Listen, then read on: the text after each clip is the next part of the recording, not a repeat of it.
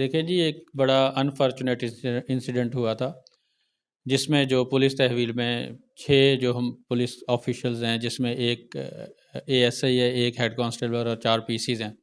انہوں نے ایک جو اکیوزڈ لڑکی تھی، آسیہ اس کا نام ہے، ذات کی وہ کھوسو ہے، اس کے ساتھ زیادتی کی۔ اس کا نوٹس آئی جی صاحب نے لیا، ڈی آئی صاحب نے لیا، اور انہوں نے مجھے کہا کہ آپ خود تشریف لے جائیں، اور اس کے ساتھ ساتھ جو لوکل نوٹیبلز ہیں وہ بھی رابطے میں تھے۔ تو آج میں نے انکوائری اس کی خود کی ہے، اور میرے ساتھ کچھ میرے سینئر آفیسرز بھی تھے جو مجھے اسسٹ کر رہے تھے، اور جو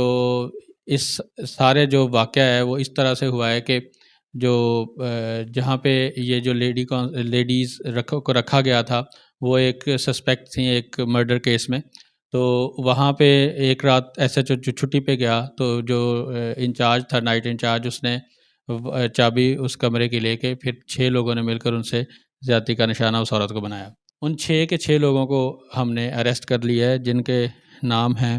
برکت، خادم، یاسین اور میر حسن۔ یہ چاروں پولیس کانسٹیبلز ہیں، اور عبدالنبی یہ ہیڈ کانسٹیبل ہے، اور مہراب اے ایس آئی ہے۔ یہ تمام جو 6 کے 6 پولیس آفیسرز ہیں، ان کو اریسٹ کر لیا گیا ہے، اور انشاءاللہ تعالی میرٹ کے اوپر اس کیس کو آگے لے کے چلیں گے۔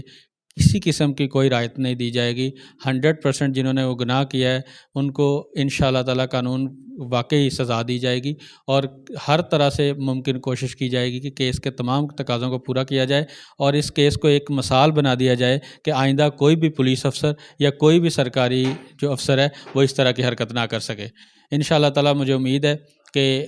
جو اب جو کھوسو برادری ہے، جنہوں نے کافی بڑے لیول پر اس مسئلے کو اٹھایا بھی، اور جس کا فائدہ یقیناً یہ ہوا کہ بعد جو آئی جی صاحب، ڈی آئی صاحب اور ہم نے خود آ کے، جیسا کہ آپ نے دیکھا کہ میں آپ کے ساتھ ہی ہوں 5-6 گھنٹوں سے،